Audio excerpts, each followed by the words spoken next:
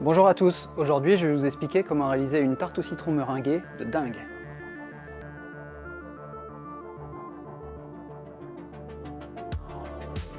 Alors pour cette recette, on va réaliser une pâte sablée, une crème d'amande aux zestes de citron, une compotée de citron semi-liquide, une crème au citron, une meringue aux amandes croustillantes et un glaçage translucide à la vanille.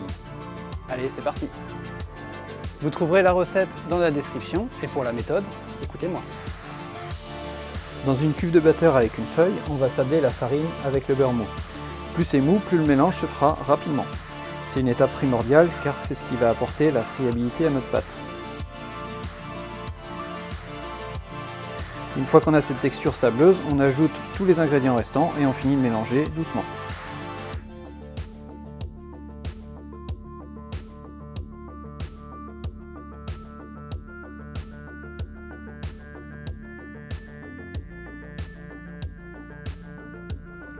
On finalise le mélange en phrasant la pâte à la main. On filme et on laisse reposer au frigo pendant 1 heure minimum. On récupère notre pâte froide et avant de l'étaler, on vient la retravailler à la main pour la lier et obtenir une pâte flexible. Si vous ne réalisez pas cette opération, vous pouvez vous retrouver avec une pâte cassante et friable, ce qui sera désagréable pour réaliser vos fonçages. On étale notre pâte à 2 mm d'épaisseur. Personnellement, j'utilise des règles en plexi pour m'aider à avoir une pâte parfaitement régulière. On découpe ensuite des bandes de 2,5 cm de large sur 25 cm environ de long, ainsi que des disques de 7,5 cm de diamètre. Puis on fonce nos tartes. On enfourne ensuite pour une première cuisson à 160 degrés pendant 10 minutes.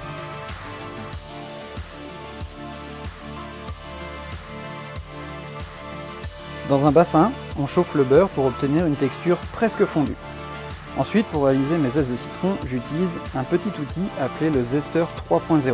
Vous allez voir, c'est magique. Je vous mets le lien dans la description.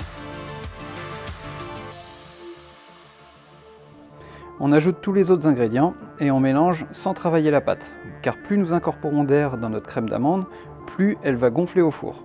Et là, c'est tout l'inverse que nous souhaitons. On imperméabilise ensuite les fonds de tartelette en appliquant du jaune d'œuf au pinceau sur les extérieurs de la tarte. Ça va permettre de garder le croustillant de la pâte plus longtemps et en même temps d'apporter un visuel brillant très esthétique. On vient ensuite garnir nos tartelettes avec 35 g de crème d'amande au citron, puis on enfourne à 160 degrés pendant 10 minutes environ.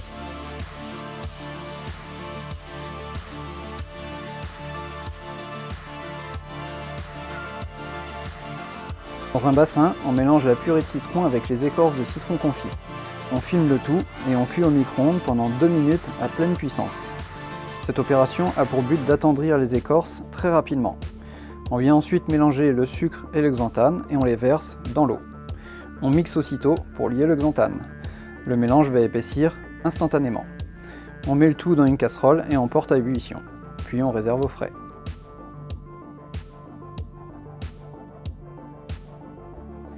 On met le lait à chauffer dans une casserole. Pendant ce temps, on mélange les jaunes, le sucre et l'amidon, puis on ajoute le jus de citron. On met le tout dans la casserole et on porte à ébullition. On ajoute le beurre et on mixe pour obtenir une belle texture lisse et brillante. Ensuite, on garnit et on congèle les moules à eau et on réserve le reste au frigo. Je vous mets le lien des moules en description.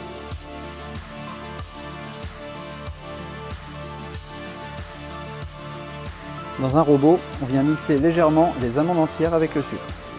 On cherche à garder des morceaux suffisamment petits pour passer dans notre douille au moment du dressage. En parallèle, on monte très légèrement les blancs d'œufs avec le sucre. On mélange le tout délicatement et on vient dresser des boules d'environ 4,5 cm de diamètre. On enfourne aussitôt à 160 degrés pendant 10 minutes environ.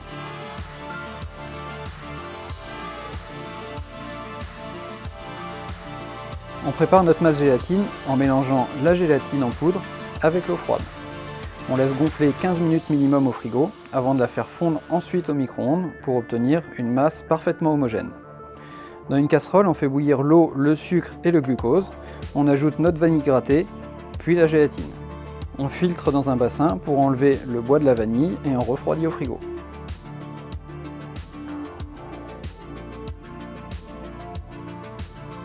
Pour le montage, on garnit nos fonds de tartelette avec la crème citron et on lisse à ras.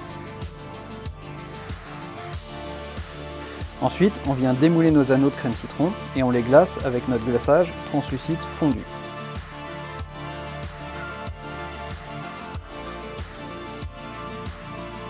Ensuite, on dispose nos anneaux sur nos tartelettes, puis on garnit le centre avec notre compoté de citron. On saupoudre de sucre glace spécial décor nos meringues aux amandes et on vient les disposer sur nos tartelettes.